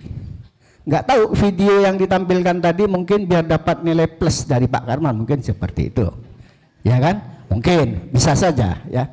Tapi fakta berbicara bukan mitos. Pak Dodi kadang datang sekolah lebih pagi dari saya. Terkadang saya mendahului, terkadang Pak Dodi yang mendahului. Nah, cuman saya agak masih timbul pertanyaan, Pak Dodi benar cek lakuna datang ke sekolah, napa keng pun lakare soro mangkat sarang keluarga nama letak patih masalah mungkin seperti mungkin ini canda saja. Betul, Pak Dodi itu terkadang lebih awal dari saya, ya. Terkadang saya yang lebih awal. Nah, saya mohon maaf, Pak Karman terkadang lebih pagi dari tim ketertiban. Terkadang. Apakah Pak Karman itu ingin mendapat sanjungan dan dipuji? Tidak. Karena waktu saya jadi waka kesiswaan di SMA 1 Kalianget, era tahun 90-an ya. Waktu itu sepeda motor Pak Karman Suzuki RC 80. Ngeceratat mungkin Pak. Mon semangkin RC gini kayak gue bentor pun. Becak motor. Duh, era dulu Pak pegang RC 80 Suzuki Pak dengan plat P. Ya, karena saya bawa dari Jawa. Pun Pak, cek mangken nih cek mengkuah mangken padana Andi R3 pun Pak. Andi R3 dulu Pak. Jadi dulu saya waktu di Kalianget masih muda Pak. Kalau muda tuh memang betul kita energik Pak. Sehubungan termakan oleh usia sudah 59 Pak. Kita mau melakukan aktivitas di tengah dini malam hari, ini kan sepertinya sudah nggak mampu. Kalau dulu Pak Karman waktu jadi wakil kesiswaan, Ki Ngoda Pak, Ki Ngoda dan Ki Pakun Andi Bini Setong Pak, maksud kau lah. Itu pulang jam 1 malam, 12 malam, itu bagi saya merupakan suatu hal yang biasa. Ya, tapi sekarang Pak, mikir kegiatan kalau 12 kalau setong malam bahasa apa Pak? Cek mongko HP baterainya kasa pon lowbat Pak. Kembang drop. Berbeda dengan Bapak Ibu yang usianya masih muda. Maka dari itu mari Bapak jagalah masa muda sebelum datang masa tuanya. Kunci keberhasilan kita ya diantaranya adalah memberikan suri tauladan yang baik. Kepada siapa? Ya kepada orang lain. Pak Karman bukan manusia yang sempurna, pasti ada kelemahan, pasti ada kekurangan. Demikian juga ibu bapak atau wakasek yang ada di kanan kiri kita. Mesti ada kelemahan. Tapi marilah kelemahan itu kita perbaiki sedikit demi sedikit sehingga kelemahan kita akan menjadi sempurna dan baik ya. Alhamdulillah masih banyak materi-materi yang cukup menarik, video yang ditampilkan oleh Bapak Dodi. Mungkin karena Bapak Dodi masih ada pekerjaan yang harus kita selesaikan, termasuk panitia PPDB, operator yang harus kita selesaikan. Mungkin sampai di sini dulu kesimpulan dari saya. Tolong Pak Fir nanti agendakan di semester ganjil tahun 2024-2025. Paparan materi yang disampaikan oleh teman-teman CGP di angkatan ke-11 mungkin perlu kita sampaikan kepada seluruh Dewan Guru biar kita paham apa sebenarnya budaya positif itu. Sudah tidak musim kita memberikan sanksi dalam bentuk fisik kepada anak didik kita. Jadi memberikan budaya positif kesempatan kepada anak untuk mengintrospeksi diri kesalahannya itu apa, kira-kira untuk menyadarkan diri kepada anak agar tidak melakukan pelanggaran lagi, itu diserahkan juga kepada anak dengan kalimat-kalimat dari Ibu Bapak Dewan Guru agar anak itu dapat membiasakan untuk melakukan budaya budaya positif. Jadi tata tertib insya Allah pun sudah diganti dengan keyakinan kelas. Kiranya bagaimana anak itu yakin terhadap aturan yang telah kita tuangkan oleh wali kelas masing-masing, atau guru pun juga punya aturan-aturan yang terdiri yang sekiranya anak itu menjadi yakin. Mari budaya-budaya, perilaku-perilaku yang sifatnya tidak menguntungkan kepada orang lain, yang sekiranya dicontoh kemudian tidak bermanfaat kepada siswa atau kepada orang lain, sedikit demi sedikit kita kurangi. Mari kita punya itikat untuk melakukan perubahan dari yang baik menjadi lebih baik. Demikian Ibu Bapak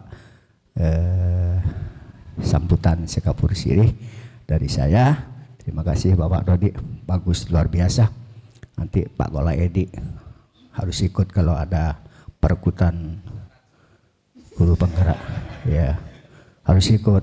Bu Sofi angkatan berapa ya? Hah? 11. Pak Dodi berapa 10? Oh ya 10. Bu Sofi angkatan 11, hanya sebatang kara ke TV. Ya. Sendirian, gak ada temannya. Ya. Bu Rofi sudah penggerak, Pak Fir sudah penggerak, Pak Jifuji sudah penggerak, ya. Yang muda-muda, Pak Dani, Pak Tola Edin, yang muda-muda, bukan ini masih muda, harus energik, ya semuanya, ya.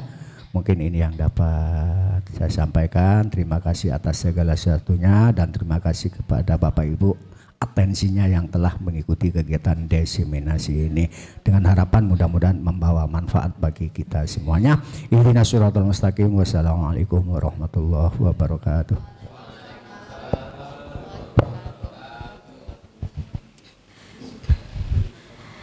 Demikianlah rangkaian acara diseminasi kegiatan pada hari ini.